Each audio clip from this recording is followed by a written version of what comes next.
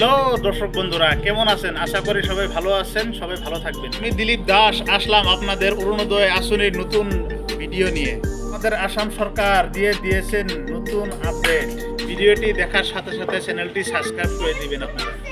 প্রথম গুরুত্বপূর্ণ কথা হলো, আগে যারা মাস পর পর অরুণোদয়ের টাকা যে 1250 টাকা পেয়েছিলেন তা আর পাবেন না।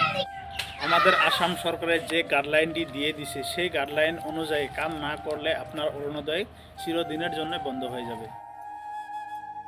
এমন কি গাইডলাইন দিছে যে অরুণোদয় বন্ধ হয়ে যাবে? চলো বন্ধুরা দেখা যাক।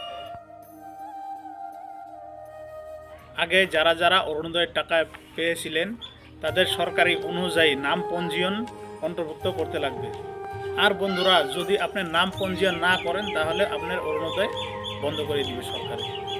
টেনশন নেবেন না বন্ধুরা, এক রাস্তা বন্ধ করে দিয়েছে কিন্তু আর এক রাস্তা খুলে দিয়েছে।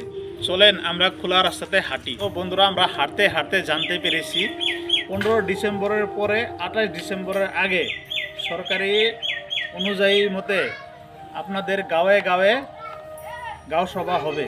সেই গাঁও সভাতে যেয়ে আপনার প্রমাণপত্র দিয়ে নাম পঞ্জীয়ন করতে হবে।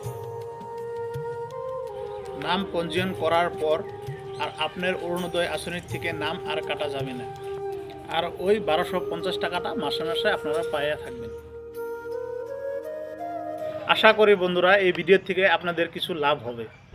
আর বন্ধুরা, যারা যারা আগে অরুণোদয়ের টাকা পান নাই তারা অনেক জায়গায় কাগজপত্র জমা দিয়েছেন বা অনলাইন করেছেন, কিন্তু টাকা ব্যাংক অ্যাকাউন্টে আসছে না।